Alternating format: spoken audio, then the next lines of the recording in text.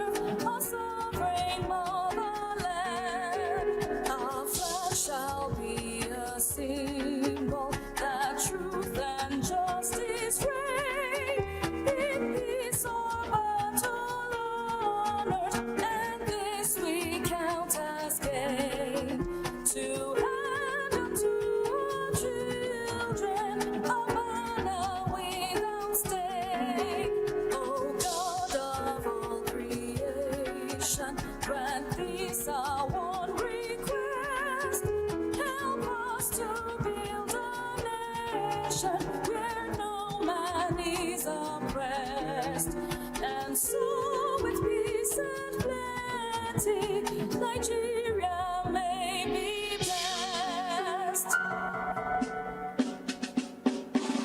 The ancient city is calling, oh arise, sons and daughters of the land.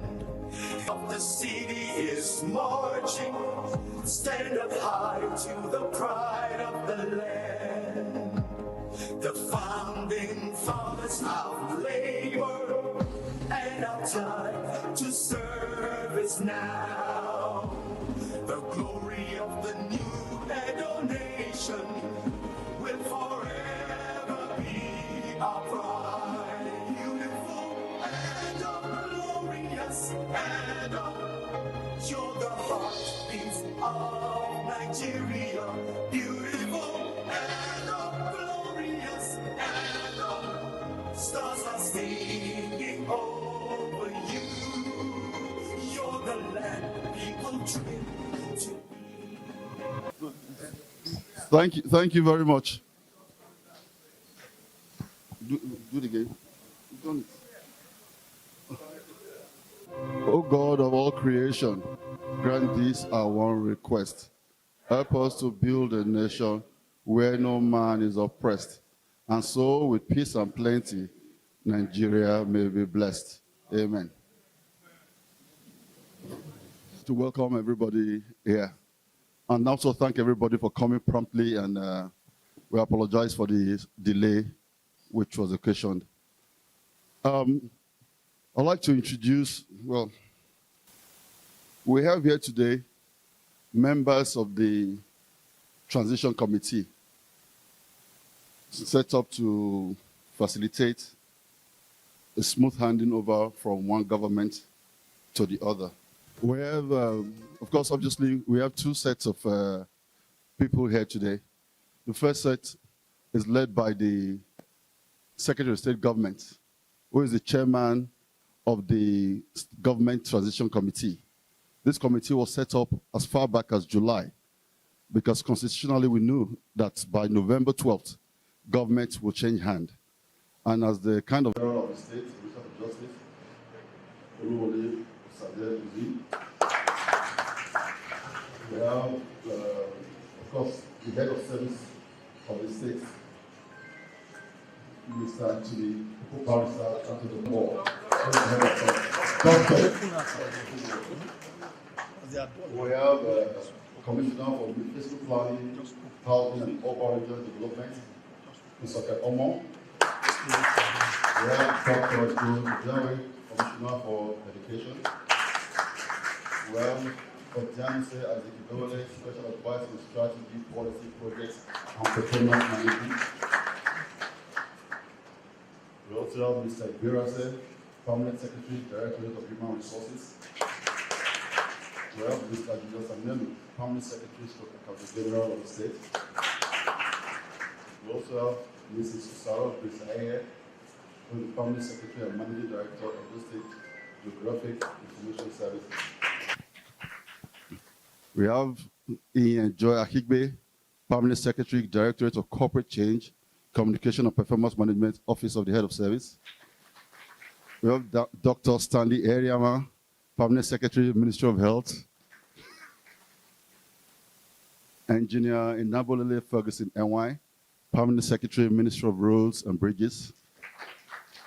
Iserien Edame FA, Permanent Secretary, Ministry of Budgets and Economic Planning. We have Yuwa Naps, Permanent Secretary, Ministry of Digital Economy, Social Science and Technology. We have Jude Ekbu, Permanent Secretary, Ministry of Environmental Sustainability.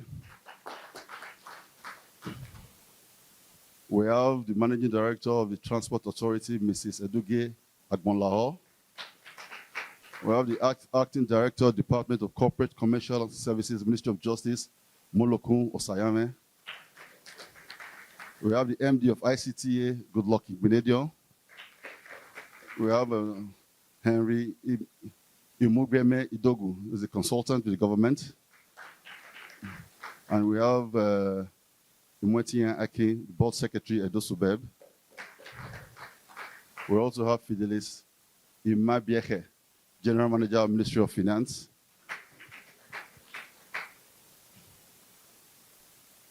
We have Professor Olayinka David, is an ICT data ecosystem.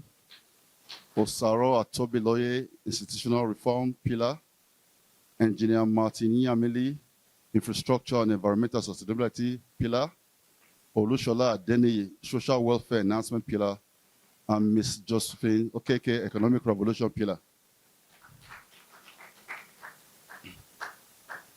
Well, my name is not there. My name is Chris Nehari. I'm a member of the committee, Commissioner for Communications.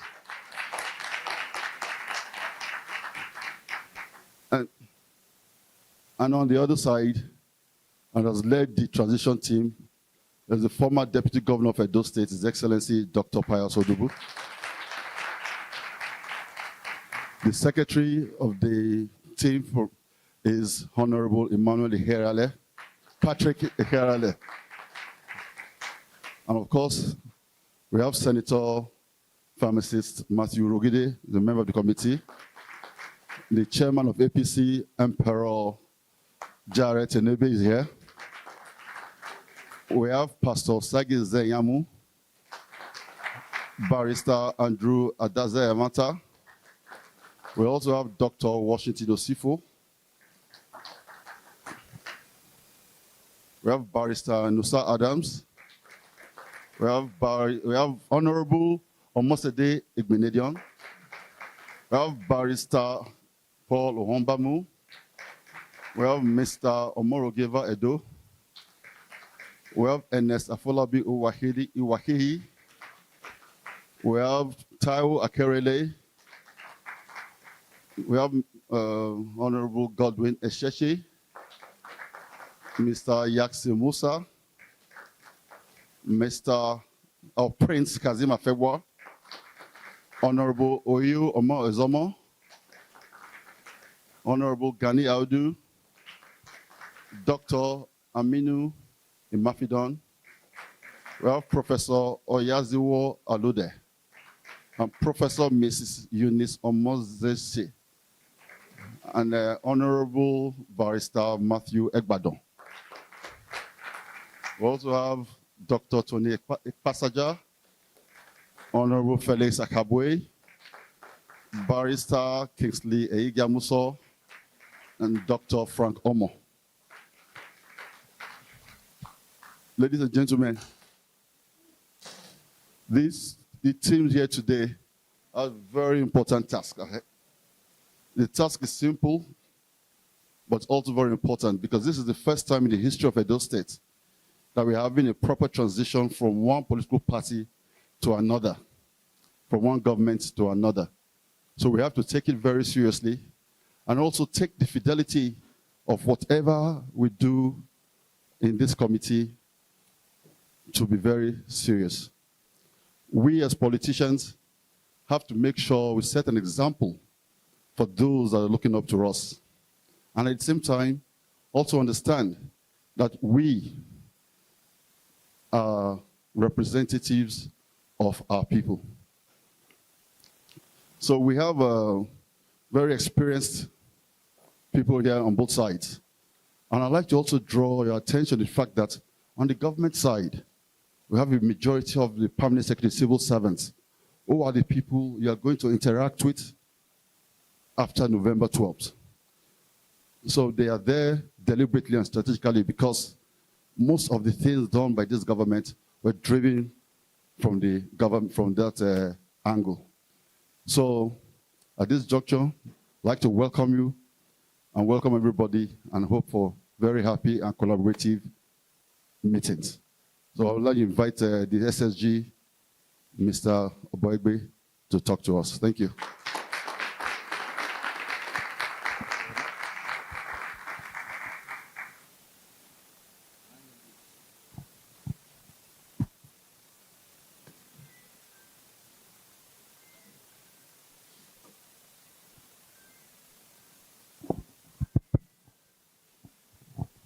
Your Excellency, former Deputy Governor of Edo State, Dr. Pius Udubu, may I crave your indulgence because we've agreed to make this process very efficient. So I would not want to belabor us by going into the normal, full protocol we are used to in government. So against that background, may I welcome the distinguished guests that we have here today, and I will call you colleagues, because at different points in time, I have worked with almost everybody in this room. You are most welcome, sirs and madams. May I also particularly recognize the presence here of Senator Urugide. You're welcome, sir. As my colleague had mentioned earlier, this is a first-time experience for us in Edo State, where we would transit government from one party to another. Although, in working since the elections came to an end, we were also reflecting that, okay, everybody, we are friends, we know each other, so we anticipate and expect and have designed the processes to ensure very seamless, very collaborative deliberations, having at the back of our minds the good citizens of Edo State. It is against that background that I welcome every one of us here to this critical phase in our shared task of ensuring a smooth and effective transition. It is with a deep sense of duty and commitment that we gather here today, not only to facilitate the handover of governance, but to also build on the foundation of progress for the future of Edo State. Now, by the time we make the information available, you would see that quite a lot of work has been done, quite a lot of reform and innovation. And therefore, our collaboration is on that basis to build upon the foundation of progress and to move Edo State forward. Now, I will use the term that was presented earlier on, the outgoing transition committee. Our role has been to diligently document and present the achievements, lessons, and frameworks of Governor Godwin Obaseki's administration. Like Mr. Nehare mentioned just now, about 90% of the membership of the outgoing transition committee are public servants. And it was a deliberate effort on the part of Mr. Obaseki to ensure that we have a framework that will guarantee institutional history and memory.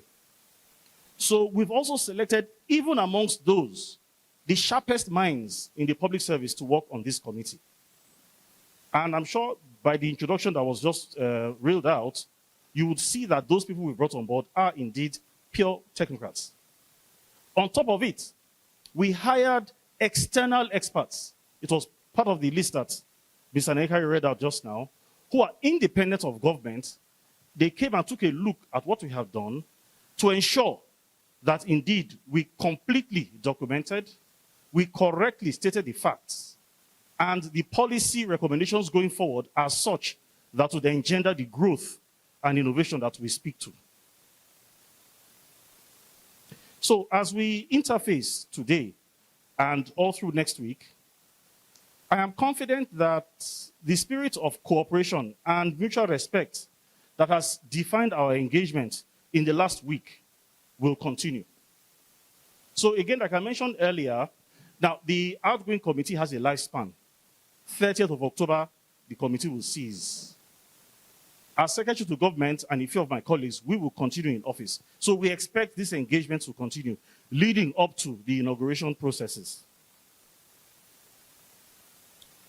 We are here to offer support and expertise as the incoming team begin the very important work of building on the successes and addressing the challenges we have faced. Together, we can ensure that the hopes and aspirations of our citizens are met with renewed commitment and a clear vision for progress. Once again, I welcome all of us here, and I enjoin us all to ensure we have very fruitful discussions and deliberations and a seamless transition for the benefit of the Edo citizens. Thank you very, very much.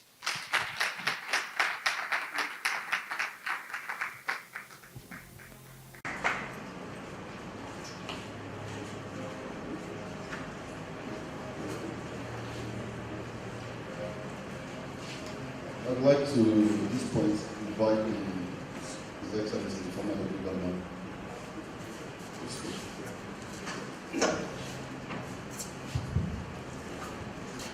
Good morning, all.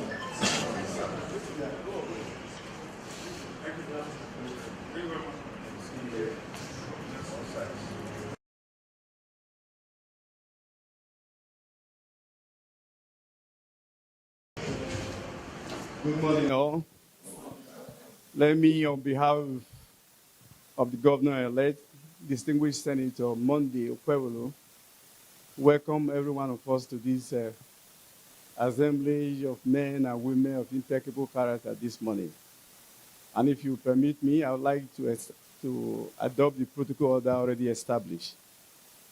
Well, let me say that we are happy to be here this morning.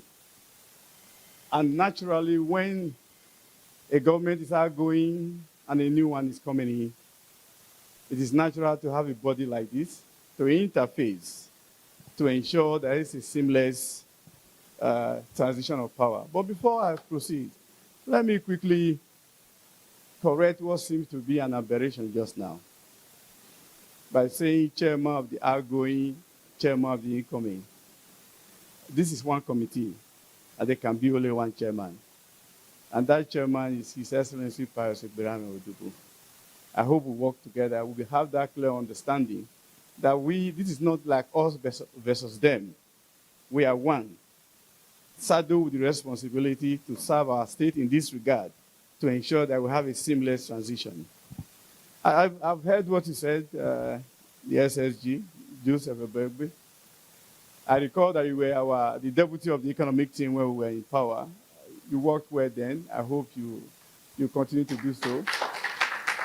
But let me say, like you said, this job is time-bound.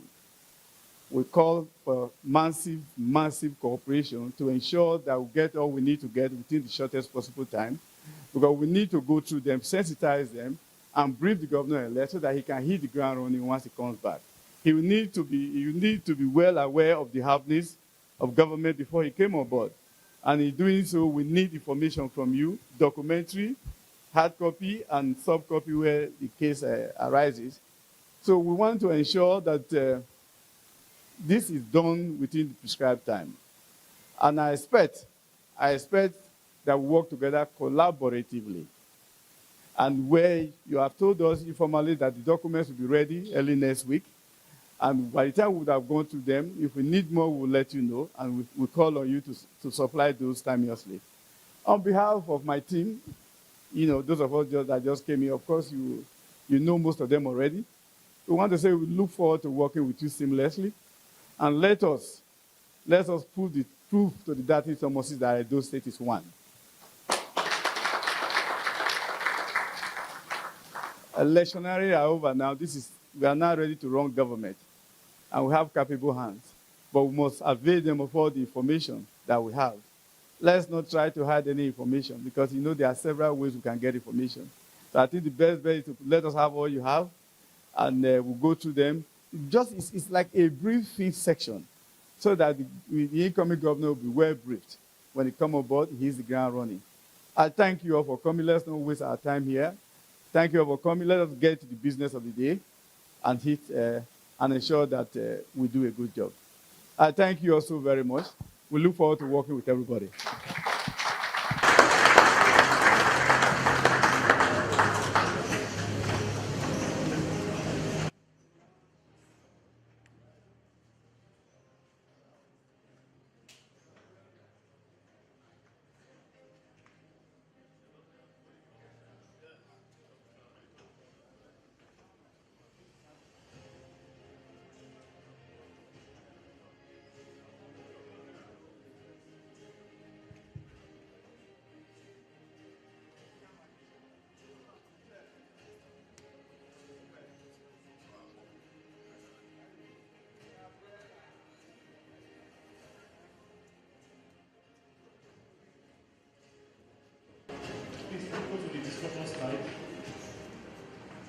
Your Excellency, for those very professional words and reassuring as well. On a lighter note, sir, with your permission, we had arranged also that we could be cross-pollinated, just like as you mentioned, as one committee. But for the arrangement now, sir, you remember in those days when we used to go to church, men would sit on one side, women would sit on the other side. On a lighter note, sir. I just want to do a quick background, 2-3 minutes, just to, again, further establish what we were asked to do, and it also gives an insight into the quality of data and information that we'll provide next week. So, when this committee was set up in July, we had a very clear mandate to document the vision, policies, strategic objectives, initiatives, and projects of Governor Godwin Obaseki. Now, it was based on this that we now decided that in addition to selecting the finest within the system, let us get experts from outside. For example, we've had significant, as you will see next week, significant investments in technology. That's pretty much obvious. So we said, look, let's get a technology expert that would, by the time we write it down, the person can look and say, hey, you didn't cover this one can do that, or yeah, put it there. So part of the introductions that Honorable Nekari made earlier on, there was this Professor Yinka David West. Independent, she's of Lagos Business School, she came on board, and she critiqued everything that we did to ensure that every single activity that we did in technology is properly documented, and their various uses are also well articulated so that when you come on board, oh, it's easy to then move up. You will know what we've invested in, what those investments can do, and how you can shape it to your own policy thrusts as you design them. So the legacy was also very well established. Then we also had a mandate to highlight any pending issues, ongoing projects, or commitments that would require action from the new government. Again, we also established a very professional approach at this. Just like Excellency just mentioned, the documentation is thorough and complete. And you can trace every single item in the reports, validate them against records in government. So if we say we embarked on projects, there's a register of all the projects that Obaseki implemented, validated against Tenders Board ESCO. All the releases validated against Treasury Record. Very complete. And it was easy to do that because of the investments that we had made in technology, in processes, and the entire structure of Edo State government. So it's very easy for us to pull up records as needed. Now, we were also mandated to offer recommendations based on documented experiences to inform future policy decisions and improve governance. Again, as Excellency would know, but you know, by the time one wears the shoes and sits in governance, the reality begins to pan out. People who say they want Panadam in the morning now say they want Eba in the morning. So these experiences were documented. What did we see? How did we react? When we reacted, what came out in order to guide decisions going forward? We also covered that. And then facilitating knowledge transfer. We were mandated to work collaboratively with the incoming administration to facilitate a seamless handover of information, ensuring continuity of governance. A key factor that is guiding this, we constantly look at external data to validate what we do internally. If you look at the last report prepared by Honorable Clem Agba, this multi-dimensional poverty report, you will see that Edo State in the South-South ranked the highest. What that means is that all the poverty indicators that were listed were the lowest. Unemployment, poverty, crime, etc. So we were very citizen-centric. And constantly, we keep looking at what exactly will make citizens uncomfortable we address. And so it is imperative, sir, that we would actually collaborate, we will be on standby should any of our efforts, knowledge, or technical skills are required to understand what we've documented, or perhaps to even fashion policies going forward. Like you rightly mentioned, Your Excellency, we are colleagues. This is not, most people have been making all kinds of statements outside, but clearly you can see from within that it is the citizens that we are working for. And as a consequence, we will make the necessary sacrifice to join hands together. I don't have to be in government. You have my telephone number, call. And this facilitated knowledge transfer will happen. So this is the mandate that we're given, and it formed the basis for the work that the committee did. Next slide. Okay, so I just want to give a quick insight into how the report will be structured and then the type of data that we will receive next week. Now, we essentially structured and perhaps even ran government to some extent on the basis of thematic pillars. For those that worked in Oshobole's government, you'll be somewhat familiar with this. At that time, we had,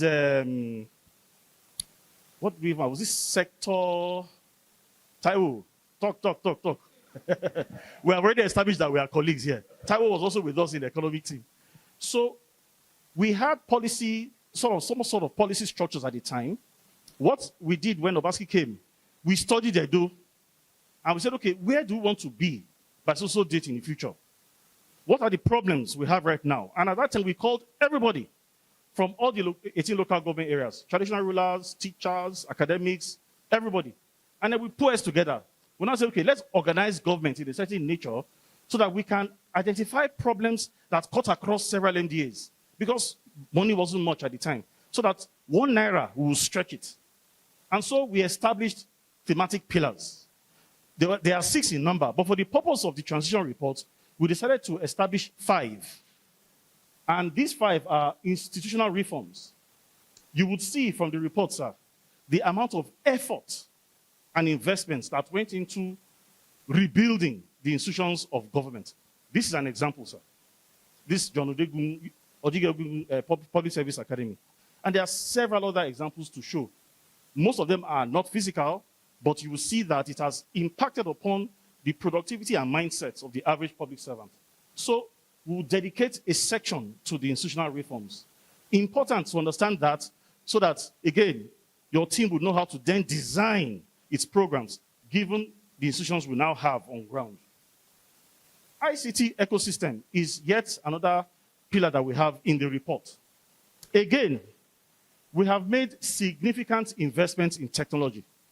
As you all know, the world, this is where we are all going now, artificial intelligence and so on and so forth. So right from, for example, getting into this building, we don't even use Biro to register when we are attending workshops. You scan with your phone, boom, you registered. And so many other things are also automated. Edo State is now paperless. So as you know, as secretary to government, every single memo that goes to the governor passes through me. I do not have a file on my table. Everything is now automated.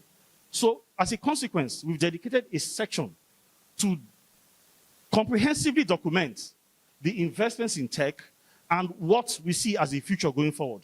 Again, to help in articulating the policy thrust in that regard. The next pillar is social welfare enhancement. This pillar congregates all the MDAs around education, health, youth, women, and so on and so forth.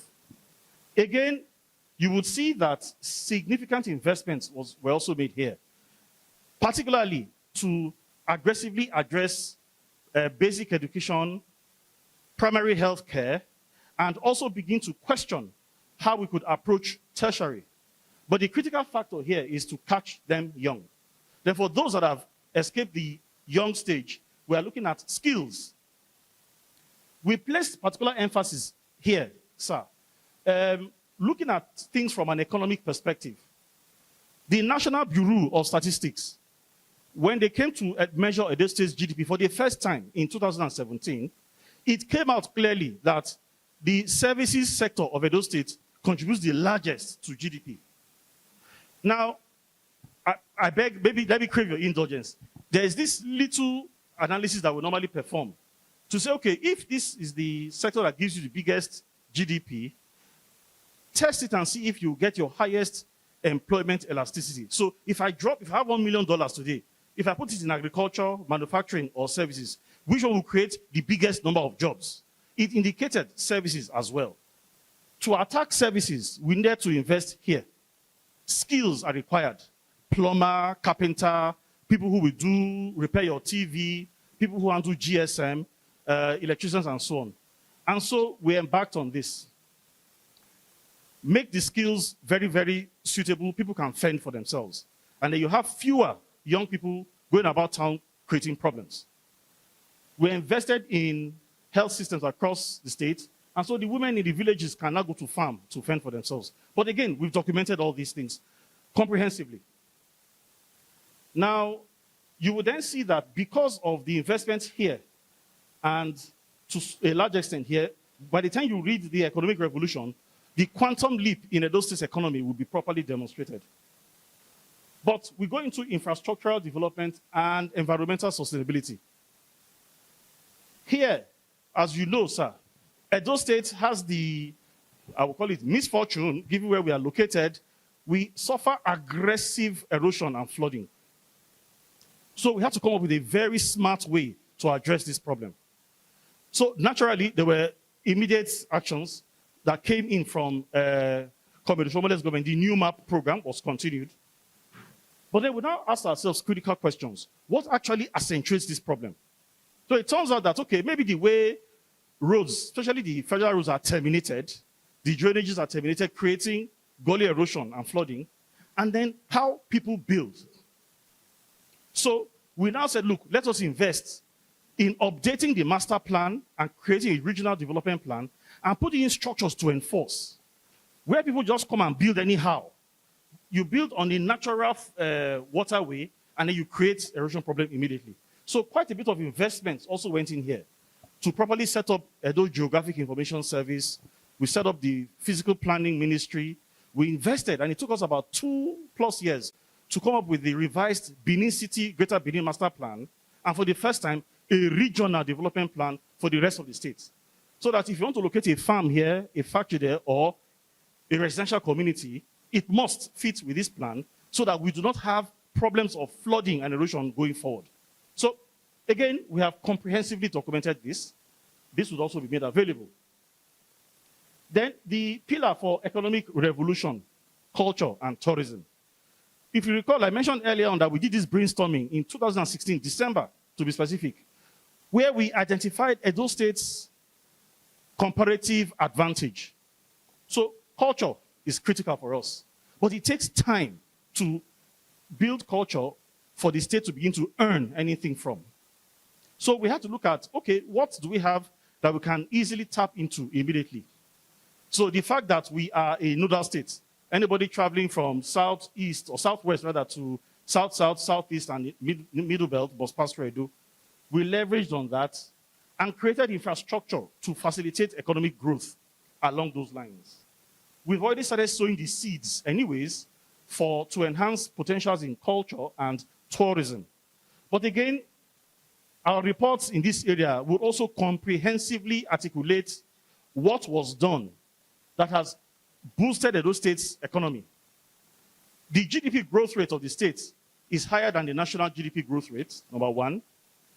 Number two, when Governor Obaseki took over in November 2016, early 2017, our GDP ranking at the time was about 14th or 14th across the 36 states. We're averaging about 1.5, 1.6 billion monthly. Today, we are about 6th position on the IGR table. This year, by the grace of God, we may average about 6 billion naira monthly IGR. I want to emphasize on that a little bit, sir. Again, whilst working with you to prepare the launch pad for the new government, we need to put certain things on the table, sir. You know, in time past, it used to be FAC allocation. And indeed, for most states, the bulk of their recurrent revenue comes from Abuja. But then, we now have the Petroleum Industry Act. The PIA now recommended that NNPC should be moved away from a parastatal, and it has now become a limited liability company. So, you know, in time past, NNPC will trade crude oil and gas. They will deduct whatever they want to deduct. The balance, they will put in federation accounts. We will now share. But as a limited liability entity, CAMA says, as a company, trade from January to December. When you finish trading, around that January, February, March, April, call external auditor. Auditor will audit. They will bring financial statements. They will bring to the board. They will say, okay, this is profit. Oh yeah, which portion do you want to take out as dividend? It is that dividend that will now go to federation account for sharing. So we have anticipated, whilst FGN has given some type of lead time for this to happen, in Edo State, we're like, let us not wait to, because NLNG right now, it's only dividend we earn from them. So it means one day, we will no longer have this monthly allocation from Abuja. By the time NNPC begins to operate CAMA laws fully. So it was an aggressive decision that we had to now begin to grow IGR to a point where IGR must replace what we get from FAC. So far, only Lagos State has achieved that, but then we're pushing aggressively. So there's a blueprint in that regard, so that we will not wake up one day and they'll say, no more monthly FAC meeting. We'll have to wait until external auditor finishes, until the board declares dividend, before we now have allocation from Abuja. It's very important to note that, but again, these are also properly documented as part of the policy recommendations going forward. So that's how we've approached documenting the report. And in each report for each thematic pillar, this is what it will look like. Purpose, objectives of the thematic pillar, the constituent parts. So we'll list out all the NDAs. And at the annexure part of the report, you would have the detailed contributions from each NDA. So again, you would know what is happening in that ministry or department or agency, what did they do, what did they not do, budget allocation, actual expenditure, everything in that pertaining to that NDA. Again, to enable a proper understanding of what has happened there and how, if you want to design any new policy thrust, that would facilitate. And of course, the major policy and initiatives and the impact. This would also help determine the starting point once we understand what has been done and the outcomes of those activities. Then we list key achievements. Next slide. Ongoing projects, challenges, and looking forward. These also are quite important, the inventory of ongoing projects and the justification. So again, if this needs to be taken a look at, all the data and records are there. The challenges faced, very important. Again, we are not looking to put anything under the carpet, no booby traps. So we'll list out the challenges. Some may repeat themselves, some may not, but it's important that we declare. And then of course, policy recommendations going forward. What's the vision? How did we arrive at that vision? What have we done so far? And what are the recommendations? Again, to enable the new government craft its own vision, but hopefully consistent with the promises that are made to the people, essentially enhancing their lot and their well-being, enhancing their ability to purchase, send their children to school, and live a very good life. And of course, the safety factor around security. Let me pause there for a few minutes, Your Excellency. If there are any contributions or discussions? Or should I continue? Okay, I will continue. The next section, sir, deals with a suggested structure for discussions for next week. Here we're saying where we'll put it up and then we'll discuss in plenary or as the case may be. So generally, we've established a time frame of 10 a.m. to 2 p.m. working from Monday through Friday next week. And we've established the thematic pillars as so shown.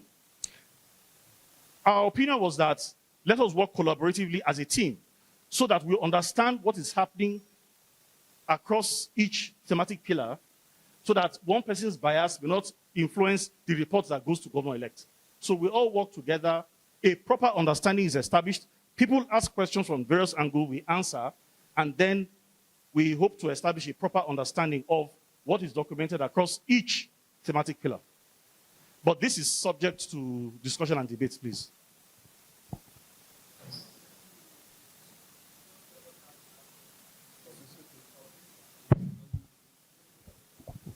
You let us have the hard copy, then we'll look at it and get back to you. I think that is fair enough. Okay, sir. Yes, that's all right. Okay. So this is actually, aha. So given that, we will make the hard copies available as requested by Excellency. And is there any other comment or question from any of the side of EDSG, HOS, to comment? Okay. Excellency, with your permission, I don't know if any other member of this team may have any comment to make.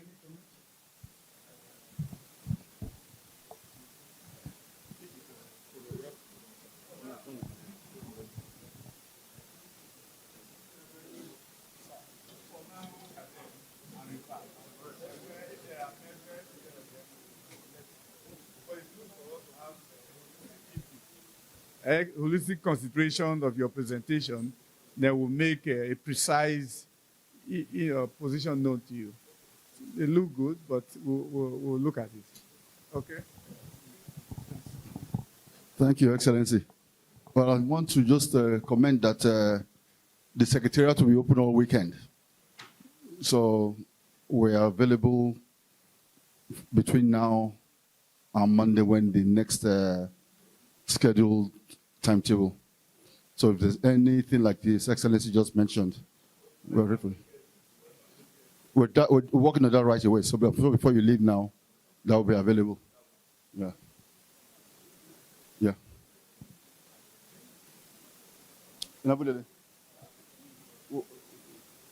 Your office, you go and print this presentation. Yes. The whole presentation. Yes. The presentation. You go and print it now. What about soft copy? No, they say hard copy. You need soft copy. Go and print it. Okay. Thank you very much. We've heard from the Secretary of State Government, and I'd like to thank everybody for listening. Thank you for understanding and your patience. So I think it would be appropriate to officially announce that this session is closed. But we are open all weekend for any inquiries. Thank you very much. Waiting that they call Edo State Transition Committee, don't sit down, Gidigba, since they don't deliberate for some hours. Neither today, neither they do their inaugural meeting. We'll be saying the first time where the both sides they meet. Make sure not forget since 1999. Some of us never experienced this kind of thing before. We'll be say the outgoing government and the incoming government, they go sit down Gidigba to checkmate some areas where we say the outgoing government go hand over so many things. From today, where we say today might be the inaugural meeting. Where we say all of them sit down together. It never happened before. When I go see him say, Boegbe Joseph, will be the president SSG for the state. Now be the chairman when he lead the other side come. And Pius Egberame Odubu will be the former deputy governor. Now he lead the other 23 members. Tanda Gidigba for this place. And if you see the other people on the other side, where we say they come from the party level, where they come from level, majority of them are politicians, and majority of them are the ones who don't work for this present government and the former government when they hand over to this government. And they're not they strangers to each other. And the other side of the government, it can be the real permanent secretaries, some directors and some MDs for different agencies, and the president SSG and some special advisors and all that. Now government angles, now I written that for the other side. And Boegbe opened the inauguration with a brief, whereby Odubu Egberame will be the chairman of today. Matter will be say even correct some areas. They don't see two chairmen. Now one chairman they see. And for that reason, now it be Pius Egberame Odubu will be the chairman of this transition committee. He can't respond to the opening remarks. And they can't deliberate. Boegbe can't chook life for the matter. Can't bring some kind of areas where we say the government don't do well according to them. Wait till they know. Say government don't do for this area. And they'll begin to do some other deliberations from on Monday 21st to Friday next week. Now everyday matter. They will start them by 10 o'clock, will they end up by 2 o'clock. And now everyday matter. My name still remains Articulate Patriot. The man who sabi, where chook body, chook leg, chook all the body for TMCTV radio, where they bring una or tap Gidigba. For every time we say we appear, we collect and we give. TMCTV radio now, the purely pidgin way we say we know they speak other language apart from the pidgin English way everybody understand. Make sure not forget say as we see them, now so we they talk them, we know they take blame. Thank you very much.